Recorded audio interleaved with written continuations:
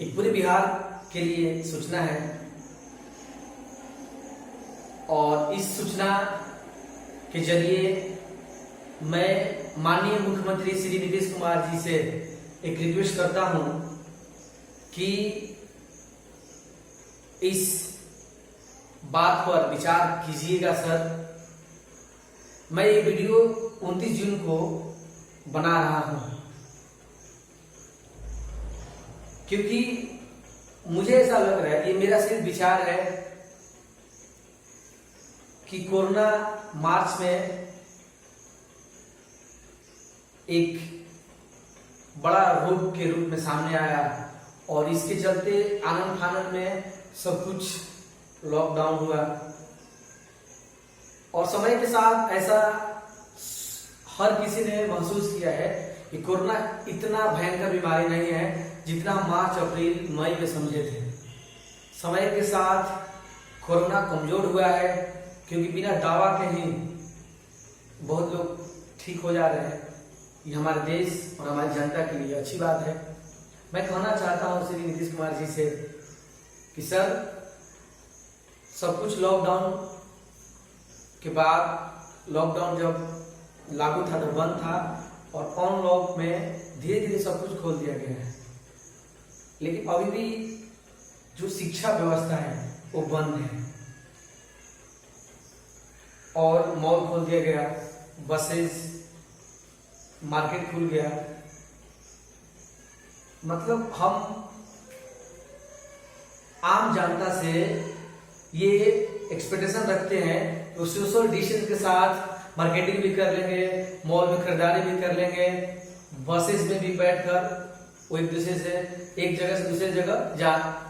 सकते हैं। हम ये एक्सपेक्टेशन रखते हैं, लेकिन मैं ये कहना चाहता हूँ जो सीनियर बच्चे हैं, जो इंटर में है, जो ग्रेजुएशन में है, जो किसी कंपटीशन का तैयारी करते हैं, जो मेडिकल की तैयारी करते हैं, जो इंजीनियरिंग की तैयारी करते हैं, मेडिकल इंजीनियरिंग का जो बच्चे तैयारी करते हैं उनके लिए थोड़ा सा सोचा जाए। और मैं चाहूंगा सर बताना कि मेडिकल और इंजीनियर, यानी एक लड़के को डॉक्टर, एक इंजीनियर बनाना किसी माँ बाप का सपना होता है और इस लॉकडाउन में अगर ये पूरा साल खत्म हुआ तो किसी माँ बाप का 10 साल का 12 साल का जो सपना है वो सपना ही रह जाएगा। न वो डॉक्टर बन पाएगा बच्चा, न इंजीनियर बन पाएगा। तो इसलिए मैं चाहता हूं कि जो उच्च शिक्षा प्राप्त करते हैं, जो बच्चे जो आईएससी में, यानी कि जो इंटर में होते हैं, जो ग्रेजुएशन में होते हैं, जो किसी कंपटीशन की तैयारी करते हैं, उनके लिए उनको इजाजत दे दिया जाए। उनके लिए जो भी कोचिंग, जो भी शिक्षा देने के लिए जो संस्थाएं खुली हैं हमारे राज्य में, उनमें उनको स्टडी कराया जाए। क्योंकि मेरा कहने का मतलब है सर कि जब एक मजदूर सोशल डिस्टेंस पालन कर सकता है तो जो अच्छे अच्छे जो स्टूडेंट हैं, जो मेडिकल, इंजीनियरिंग और किसी कंपटीशन की तैयारी करने के लिए वो तैयार हैं, क्या उनसे हम एक्सपेक्टेशन नहीं कर सकते वो सोशल डिस्टेंस के साथ पढ़ाई कर सकते हैं? क्या उस टीचर को भरोसा नहीं है जो कोचिंग चलाता है और वो सोशल डिस्टेंस का पालन नहीं करेगा? सर, जब एक सब्जी वाला, एक नाई, कहने का मतलब है कि शिक्षा छोड़कर हर चीज को खोल दिया गया है इस आधार पर कि वो सोशल डिस्टेंस का पालन करके अपना काम शुरू करें। तो बात सर किसी के सपना का है। मुझे ऐसा लगता है कि अगर कोई भी विद्यार्थी अगर 1 साल 6 महीना अगर बैठ जाए तो ना उससे ना मेडिकल निकलेगा, ना उससे इंजीनियरिंग निकलेगा। इंजीनियरिंग मेडिकल दूर की बात है, उससे एसएससी का एग्जाम भी क्लियर नहीं होगा। इसलिए मैं बार बार मैं कहना चाहता हूँ कि सर इस पर ध्यान दिया जाए कि जो भी उच्च शिक्षा प्राप्त करते हैं उनके लिए जो कोचिंग, जो इंस्टीट्यूट जो हमारे बिहार राज्य में खुला हुआ है, उनको सोशल डिस्टेंस के साथ खोलने का इजाजत दिया जाए। बात उन टीचरों के लिए भी है जो अपने कोचिंग और किसी इंस्टीट्यूट में पढ़ा कर जीवनयापन करते हैं, वो भी भुखमरी के शिकार हो रहे हैं।